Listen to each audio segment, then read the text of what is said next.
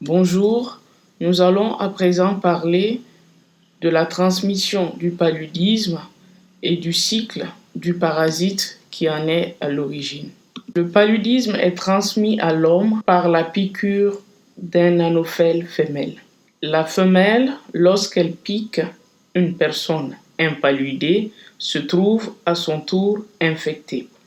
Ensuite, elle pique une personne saine et injecte le parasite à cette personne. Il faut noter que l'anophèle mâle ne pique pas. La transmission de Plasmodium d'un homme à un autre se fait donc par l'intermédiaire du moustique.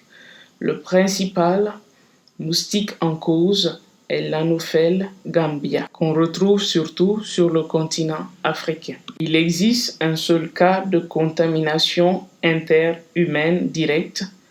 C'est lorsqu'une femme enceinte infectée contamine son enfant à travers du placenta.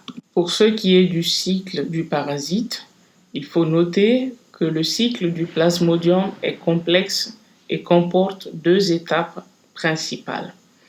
Une étape asexuée chez l'homme et une étape sexuée chez le moustique. L'anophèle femelle injecte à l'homme le parasite Plasmodium. Celui-ci migre rapidement via la circulation sanguine vers le foie.